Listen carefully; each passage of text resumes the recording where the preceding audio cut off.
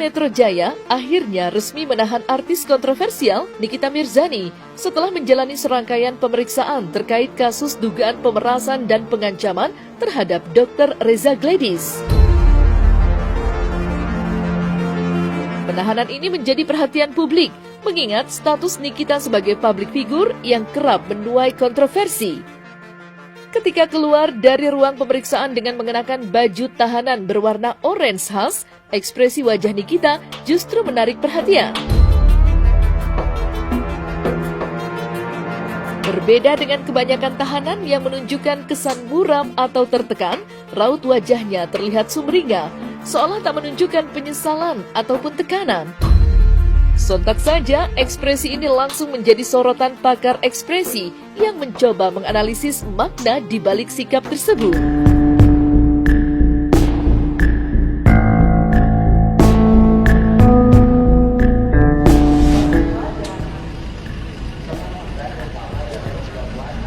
Aniki, gimana kabarnya? Baik.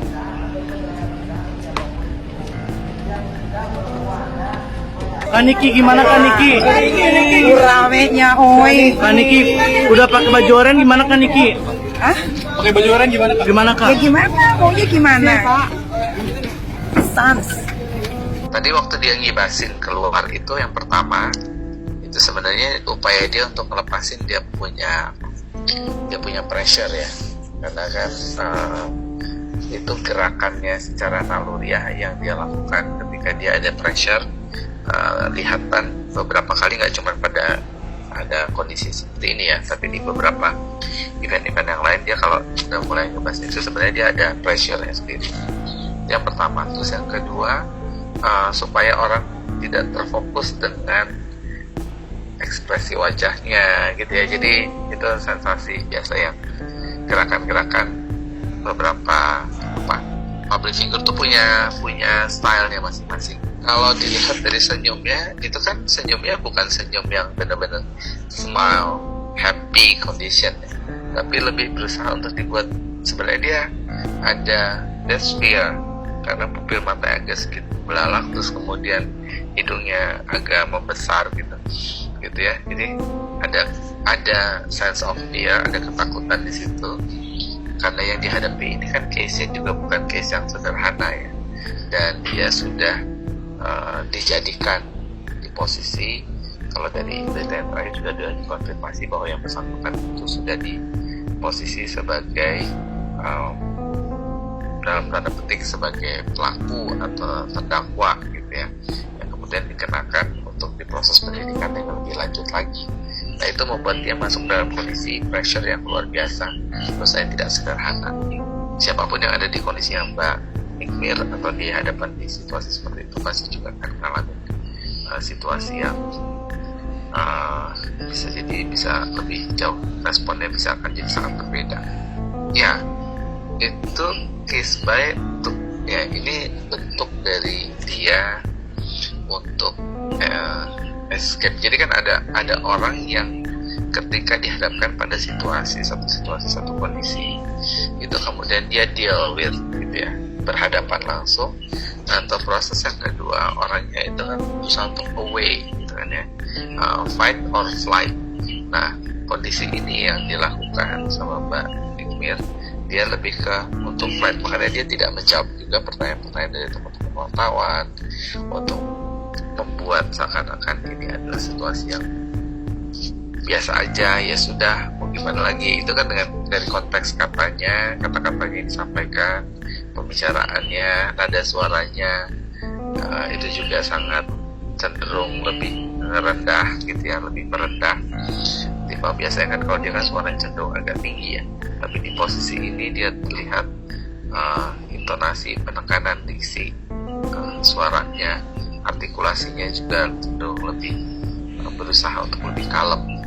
Karena dia memang orangnya suka di poin itu mau nunjukin, mau kasih lihat I'm okay walaupun kondisinya sedang tidak okay gitu ya. Jadi still okay gitu ya, looks like more okay, but to some extent dia tidak dalam kondisi yang terlalu baik. Jadi itu artinya dia mau munculkan, dia mau tampilkan saya bisa tegar, saya bisa tetap ini, saya tetap bisa ngejalanin ini, dan ini rasa saya bukan pengalaman pertama dia gitu kan. Jadi itu kesan itu yang coba dia bangun sehingga ya dia berusaha mengafirmasi ke dirinya juga bahwa saya bisa melewati.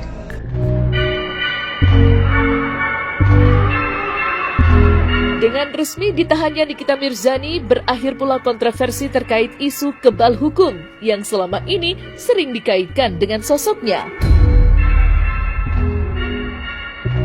Nikita yang kerap menjadi pusat perhatian karena berbagai kasus hukum yang melibatkan dirinya, kini tak lagi luput dari jeratan hukum. Penahanan ini seolah menjadi jawaban atas spekulasi publik selama ini tentang perlakuan istimewa atau dugaan adanya kekuatan yang melindunginya. Pakar hukum Togar Situmorang pun angkat bicara mengenai isu kebal hukum yang melekat pada Nikita. Dalam sebuah wawancara, Togar menjelaskan bahwa tidak ada satupun individu yang berada di atas hukum, terlepas dari status sosial, popularitas, atau profesinya.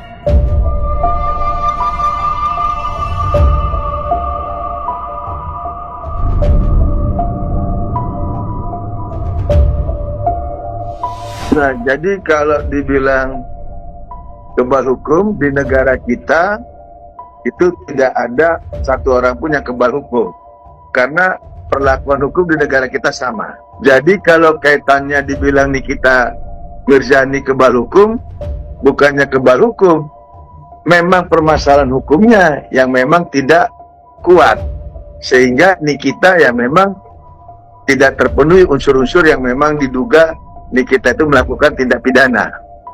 Dan banyak peristiwa-peristiwa sebelumnya Nikita bebas. Kalau saya bukannya apresiasi ya, polisi kan memang kerjanya nangkepin orang. Polisi nangkepin orang, jaksa nuntut, hakim memutus. Jadi kita lihat nanti ke depan, perpanjangan 20 hari plus 40 hari, kalau memang itu bisa lanjut, maka bisa sampai di persidangan. Tapi kalau tidak bisa lanjut, maka Nikita Mirzani bisa dikeluarkan dari penjara walaupun prosesnya tetap berjalan. Nah, terkait Nikita Mirzani itu masih bisa mempersiapkan langkah-langkah berikutnya melalui pengacaranya, baik meminta penangguhan penahanan ataupun minta penahanan di rumah atau kota. Lantas juga bisa mengajukan pra peradilan. Itu dari saya.